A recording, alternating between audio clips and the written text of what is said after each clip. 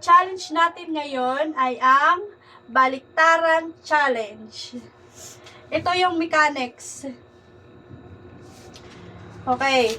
Babasahin lang ang salita mula sa kanan pabalik sa kaliwa para makuha ang tamang tanong. Ang tamang sagot. Example. Yali. Meron tayo ditong iPad. Example, Albert, ha? Ang example natin, example ito.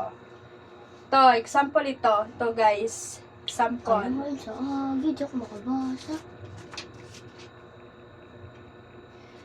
Ito yung example.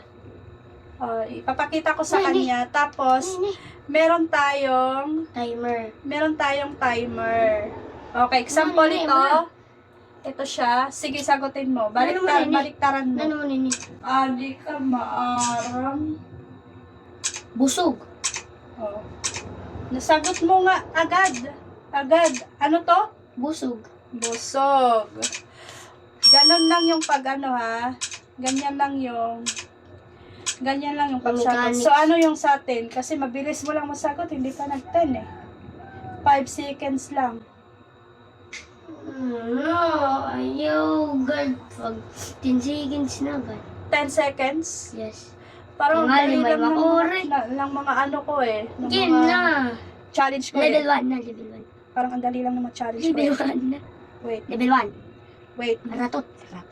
Okay. Level 1. Dahil nakuha na niya ang tamang Example natin. mechanics kung paano sagutin. Instruction. So, eto na. Proceed na tayo sa baliktaran challenge. Tingnan natin kung mabilis siyang mag-isip. Okay.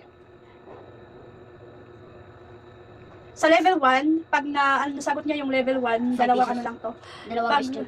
Pag nasagot niya yung level 1, meron siyang 10 pesos. So, dalawang question lang to sa level 1. So, level 1, mga pagkain. Ito, okay na, are you ready? Ay, naibag na niya. Imdang ko lang ako pa nga sa ito, cancer eh. Bisan pa ka na, imdan mo na. Okay.